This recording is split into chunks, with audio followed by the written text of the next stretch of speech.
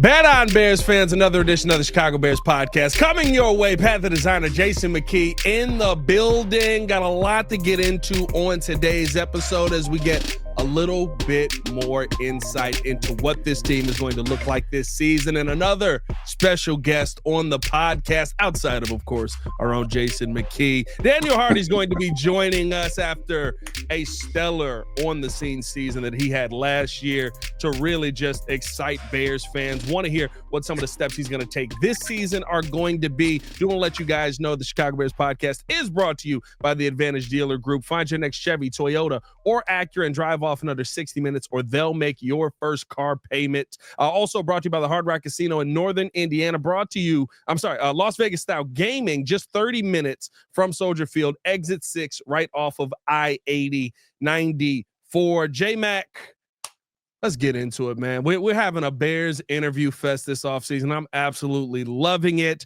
Want to welcome into the show Chicago Bears player who really just excited and ignited a lot of fire in this team last season. Let's welcome Daniel Hardy into the show. Clap it up for him, Bears fans out there. Drop a bird down in the chat for Daniel Hardy. Yes, sir. Yes, sir. Daniel, what's going on, my guy? How you feeling? I'm feeling good, man. Excited to be here. Man, we're excited to have you back in Chicago. Was really excited when we saw your name come across as one of the contracts that was picked up. Let's start off there. How did that feel to know that even with a new regime coming in, man, that Chicago still wanted you here? Fantastic feeling, Brian. Chicago's one of my favorite cities that I've lived in so far. I had a phenomenal time last season. I love this locker room. Love the environment. I just, couldn't be more grateful to still be here, and I'm excited for this next season. Yeah, Daniel, let's take it back a little bit. Let's talk about the journey to get here to Chicago. Obviously, you've had, to go through some hurdles and overcome a lot of obstacles, but let's talk about the journey. So you start off at the College of Siskiyous, and then you go to Montana State, where you were a FCS second-team All-American, first-team All-Big Sky, 16.5 sacks, 24 tackles for loss. You get drafted in the 7th round by the Los Angeles Rams, and then you end up here in Chicago. So talk about that journey and the adversity that you had to overcome. Oh, yeah, man. First and foremost, couldn't have done it without God, man. Absolutely. Brought me through everything. But, just coming out of high school, didn't have any offers. Was really trying my hardest to go to Portland State, and that didn't work out. So ended up going to a JUCO. Had to bet on myself a little bit, and was there for a year. Ended up, Montana State was really the only real, offer that I feel like I had coming out of there. So ended up going up there and playing in the snow for, 3 amazing seasons. Made a lot of memories, a lot of family. Bozeman's like my second home, go Cats, FTG, all that. From there, wasn't really a big player. Was mostly a special teams guy. I was backing up a dude who's, now the starting middle linebacker for the Falcons. But we had a coaching change my senior year, and they moved me to defensive end, and had phenomenal coaching from Sean Howe, and really turned me into a defensive end, and kind of, had a one really good season, like you mentioned, and just kind of ran from there. Speak to that process too, right? Like that's not, I think a lot of people hear that and with the draft process going on, everybody's like, oh, well, he plays right tackle, move him to left tackle. He'll figure it out, right? Like, oh, he's a linebacker, move him to defensive end. He got it. That's easy. What is that like to go through, like having to change what you've learned through growing up in football to, all right, now this is your new position. You have to excel at this, or we're going to have some problems here. You need to learn a lot in a little bit of time. Yeah, it was really just, like I said, phenomenal coaching. Couldn't, poured myself into the process, and was really just taking it, 1%, getting 1% better every day. And that was it. Had to change my body. At the time, I was like 225, 230, and had to get up to 240 in a one-off season. So, and then just, had to learn to use my hands a lot better.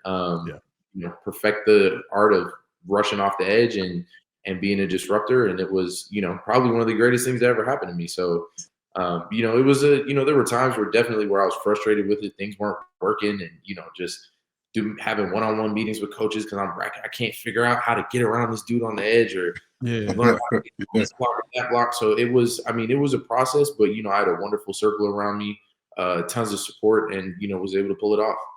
What was the meal to get you from 225 to 240, the go-to meal for you? Hey, man, it was everything. It was whatever I could get my hands on, man. You tracking the calories every day, making sure I hit my low calorie goal. You know, we were lifting. My roommate, Tyson Regenball, he was like, he loved bodybuilding. So we used to go on YouTube and find a bodybuilder workout and go do that stuff at the local gym, and then hit our football lift too. So it was like we were out there just being animals, man, just eating anything and lifting weights. Man, D. Hardy, let's talk about, you know, you coming into training camp last year. You know, you talked about being an underdog, overcoming adversity. You know, you come to a D-line room that has a Montez Sweat, Andrew Billings. They just drafted Austin Booker. Everybody's talking about those guys, but nobody's talking about Daniel Hardy. Talk about how much motivation you had coming into training camp and how big of a chip you had on your shoulder, you know, going into training camp. You know, big chip. You know, I'm always looking to prove myself. Obviously, you know I'm not 6'6", 270, you know, all that. So, but I grew up with 5 older brothers. So I've been the underdog my whole life. So that ain't nothing new to me. You know, and it was just, I mean, all those guys are great people. We have a phenomenal, you know, defensive line room. So, but we were just, I mean, everybody was out there trying to prove themselves, and that's it. And when you get a group of guys like that together, it pushes you to be better. Everybody pushes each other. Iron sharpens iron, and you know, the chips fell where they fell. Was there a point last year where you felt comfortable in training camp? Because I remember watching you, and I think it was probably 3-4 practices in, and I was like, this dude is always getting his name written down. Like I'm sitting there taking notes. I'm like, Daniel Hardy in the backfield. He got a hand on somebody, or that would have been a sack, right? Like, was there a moment where you felt comfortable going into training camp saying, okay, I might be on this team this year? Absolutely not. You can't. and even if I ever did feel comfortable, you know, I'm making myself feel like I'm not comfortable. The second you start getting complacent, bro, is the second bad stuff starts happening. So you always got to be grinding, and you always got to be, you know, pedal to the metal, and, you know, just no let up whatsoever.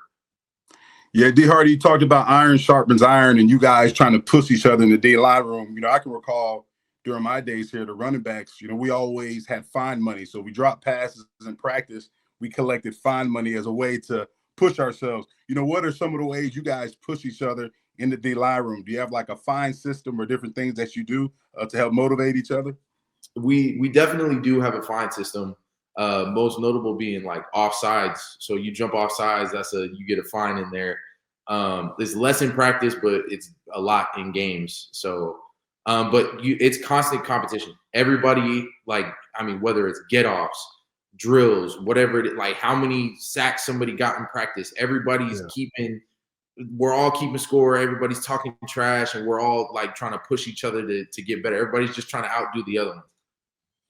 Yeah, that was the thing I loved last year watching you guys, man. Like when D-Walk was in that room, the trash talk was at an all-time high. I'm already knowing, but just seeing you guys push each other and the want to get better, I think that was the thing that was most notable in training camp, and especially from you, right? Like, because you talked about it, right? You kind of end up being a special teams guy at certain points. And last year, you spent a lot of time on special teams. But the thing I admired about your game, and I'd love for you to speak to, how do you get the mindset of, you're not right now the star defensive end that maybe you want to be, but you are a star on special teams. You are doing everything that you can on every play to make an impact, and that shows, and Bears fans appreciate that. How do you get that mindset of, I'm probably not where I want to be just yet, but I have to make the most of where I'm at right now? Yeah. I mean, give a quick shout out to Coach BJ Robertson from Montana State. I think he's currently at Nevada, but he used to always tell us, if you don't like the job, or if you don't have the job you want, do an excellent job with the job you have. And that's how you get where you want to go. So, I mean, just being dependable, being a guy that they can put anywhere, they can rely on, you know, that's kind of just my main thing. And whatever I'm doing, I'm going to do it to the best of my ability. Yeah, I love that mentality, man. That's a good mentality. It's awesome to hear, you know, players, you know, take things that former coaches have embedded in them and apply that throughout their career. I think that's real important, being a high school coach too. I think that's awesome. So definitely appreciate you sharing that. But let's talk about, the new coaching staff that you have. In particular, let's talk about your defensive coordinator, Dennis Allen, a guy who's had success in this league for a long time. What excites you the most about this scheme, and how excited are you, how excited are you to get started, going out there and partaking in this new scheme? Extremely excited. Just like you said, legendary coach. But I think it's the mentality of the scheme and how versatile it is. We can do a bunch of different stuff in a bunch of different packages. We can move guys around who fit in different places. It's not static. It's not something that you can just game up every week and you can turn on the tape and be like, oh, this is how they're going to attack it. You have no idea. We could have different guys in different places and come at you from all different directions. So I'm very excited.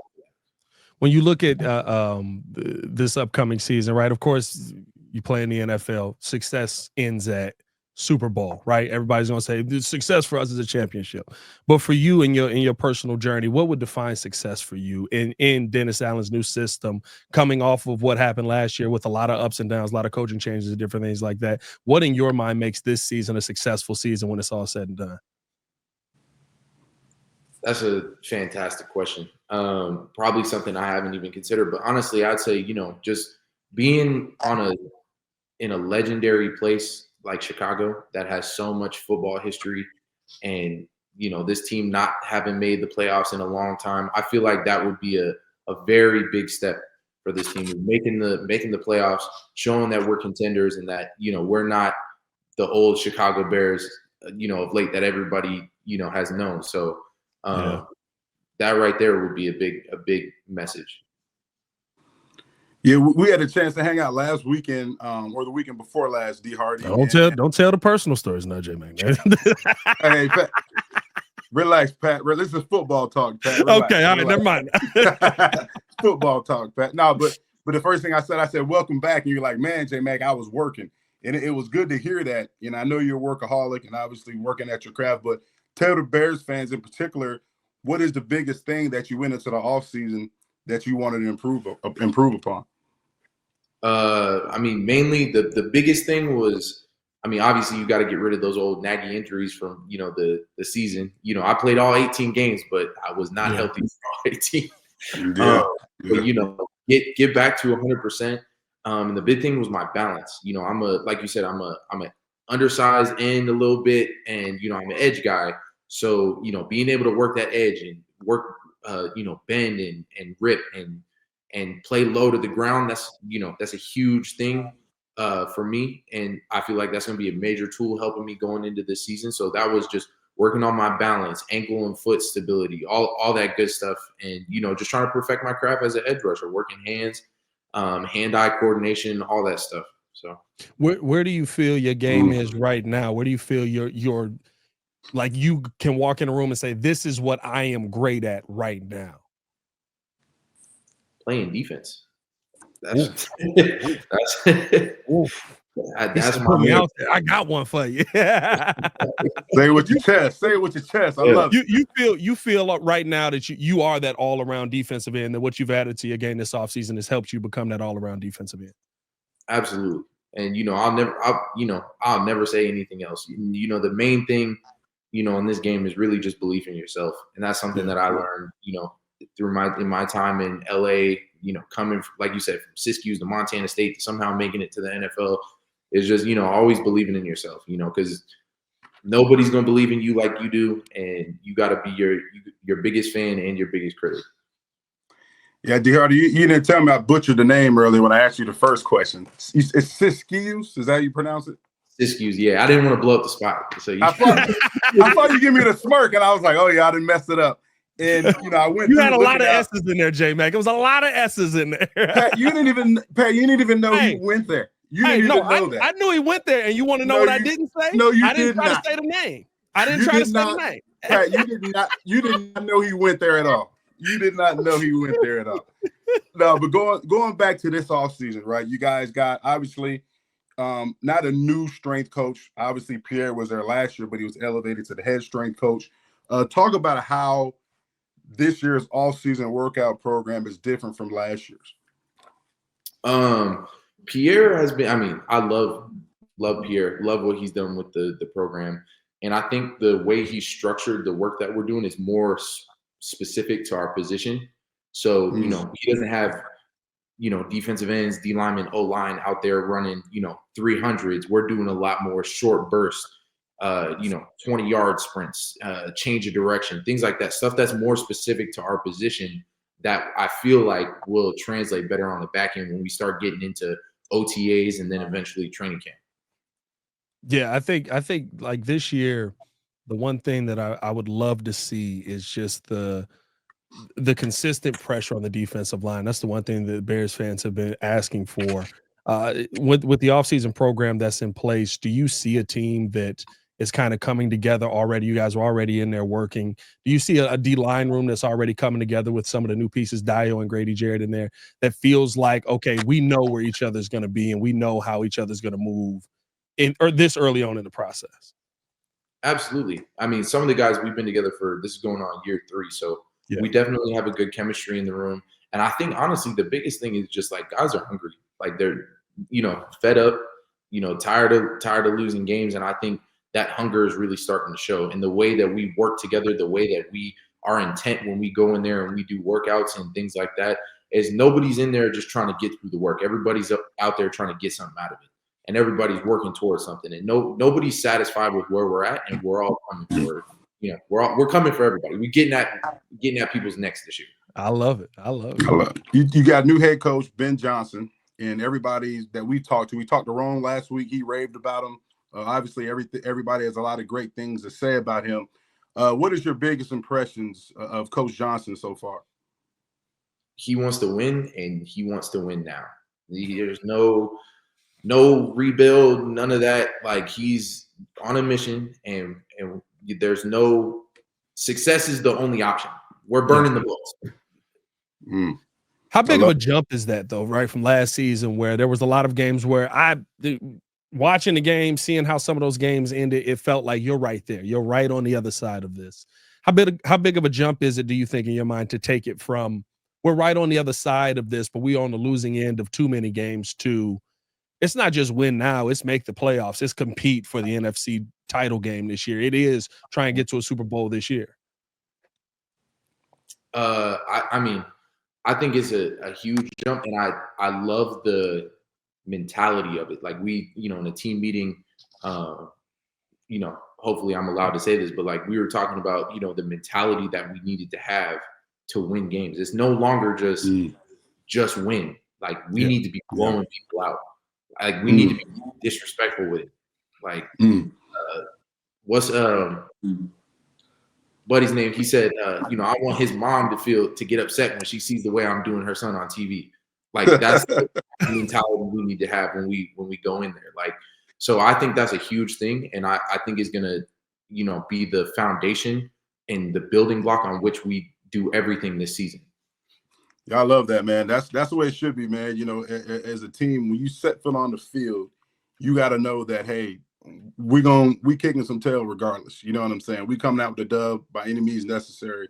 And I love that mentality going forward, because, you know, being on the sideline watching you guys, there was a lot of times that, you know, when you guys, the D-line, I was by you guys a lot. When you guys came out, there was energy and you warm up and stuff like that. But then I would walk around and see other position groups, and I didn't see like that fire. I would see, like, you know, blank stares and like, oh man, like, are we finally going to get over the hump and get in the win column? But it's good to hear that, you know, you've got a coach that understands, you know, how to motivate you guys, and you guys are starting to feel his presence already early in this process. My next question to you is, during your time in the league, I know a lot of guys, you know, look up to older veterans and stuff like that who have been mentors to them. Who is a mentor or somebody that you've tried to model your game after during your time in the league? I'd say the biggest influence so far has been Jake Martin. He was on the team last year, just signed with the Commanders this year. But his mentality when he's rushing, his technique with his hands, he is an all-out dog, like almost a honey badger, like Tasmanian devil. Like, he's a smaller defensive end, but he plays like he's 6'6", and that's the same type of energy and the same type of, you know, I want to bring that to my game. He would, power, but also finesse. Like it was, something I'd never seen before. And so, I really admired the way he rushed. We got a similar body type. And so that was just all last year, I'm going behind him in reps, watching where's his feet at, where's his hands, where's his eyes. Like when I got a question, I'm asking him, how you taking on this? Because, I can go ask Tez that question, but he might have a completely different answer. You know what I mean? Because he can just choke slam dudes. So, watching him, learning from him, had a fantastic time, wonderful guy, and, hopefully get to play with him again someday. He is just, when you watch him on the field, it's one of those things where it's like, I don't even think that's talent right there. That's just pure and utter, I'm better than you are. Yeah. And there's nothing you can do about it. Like watching Montez, and I'm sure you getting to see him up close, it's just like, did he just throw that human being like that? Yep. Mm-hmm. I like watching him run over somebody who's 330 pounds. Like it's nothing. Like it's. Let me ask you this, Daniel, because you got to do something that you and J-Mac share something that for a while here, not a lot of Bears have shared. You got to beat not only the division rival, but the team rival, Green Bay Packers, and you got to do it in dramatic fashion last year. Cairo Santos running out there with, I still don't know what this was. I don't know what this was, but I love it. I love it. You have to do it on every shout out to Cairo. But with this upcoming season, Ben Johnson being here, coming from the Lions, are you anticipating that this year's divisional battles are going to be on a completely different level? Ben, day one, says, I enjoyed beating Matt LaFleur 2 times a year. You know what I mean? Like you got the Lions matchup where I'm and Roz on the podcast already. Like it's not going to change anything. We still coming for their next. Like, do you feel like the division battle is going to be just a completely different level than you have ever seen this year? I do. And I think it's going to be some of the most entertaining football that we've seen in a while. Because all of it. We had the most winningest division last year, didn't we? Yep. And we got all the powerhouses, and in Minnesota, Green Bay, Detroit. Like it's going to be a clash of titans, really. Like, and it's going to be some hard fought battles, and it's going to be some down to the wire games, and we're gonna drag people out into deep water and see who can swim. Yeah. With that being said, too, D. Hardy, like this division, as tough as it is, and as competitive as it is, where's your favorite place to play on the road within this division? I say, as much as I hate to say it, Lambeau Field is my favorite. And I love it. I love it because they hate us. Yes. Like I love hearing a silent crowd. Like there's nothing more beautiful than just the stadium after we scored that touchdown on punt return was dead silent. It was one of the greatest things ever. And it also, like, when it gets rocking in there, it reminds me a lot of, Bobcat Stadium in college. It's cold. The snow's coming down. So I like it, just for, it reminds me of the good old days. Hey, D-Hart, tell the fans, I'm sorry, Pat, tell the fans how much trash talking goes on between the players and the fans in the stands, like during the game, during that Green Bay game. I don't talk back, but they definitely talk to us. Like you gotta put your earmuffs on because they will be chirping the whole time. I mean, I was talking trash, Pat, to the fans, and I forgot I was working. I forgot I was on radio. I'm talking trash, like, oh man, oh my God, I'm on the radio. Like they talk trash, man. See, this is the best part, right? Because when you get on Twitter, when you see these ones, like, oh, you're just a little brother. We're not worried about you. Like, we don't pay attention to you. But then y'all show up in the stadium, so they still view this as a in-depth rivalry up there. There's something that's serious up there. Absolutely. See, that's shout out Peter Bukowski. No, it's still a rivalry, but Daniel, we don't want to hold you up too long, my guy. We appreciate you taking the time out of your day. One last question before we get you up out of here. What's your personal goals this season, man? What's the one thing that you want to accomplish this year in your game? Specifically, I mean, last year, like you said, I had a mainly special teams role, and I kind of took that and made it my own, and was a Pro Bowl nominee last year. This year, I want to take it that next step, and I actually want to, make the Pro Bowl, and cement myself as a core dude, and and earn the respect of my peers. I love it. I love absolutely it, love man. it, man. I love it. I love it. Ladies and gentlemen, Daniel Hardy joining the Chicago sir. Bears podcast with Pat the Designer and Jason McKie. Appreciate you coming on, Daniel. We can't wait to see what you do this season, man. And we can't wait for y'all to go up there and beat the Packers at least once in Lambeau. It's the only time you get to play them, and once here. So that's 2 times a year. I'll take that. Yes, sir. Appreciate you having me. Bear down. Absolutely. Yes, sir. Bear down. Thanks, brother. Hey, we appreciate you guys for tuning in and watching as always. Hit that like button, subscribe to the page, leave a 5-star review. Y'all know what to do. For Jason McKie and Daniel Hardy, y'all stay safe out there, Chicago. It's your boy, Pat the Designer, back at it again. Bear down. One love. Peace. Oh, bear claw. I like it. Okay. Gotta get the claw in there. He's in on the claw. Okay, I like it.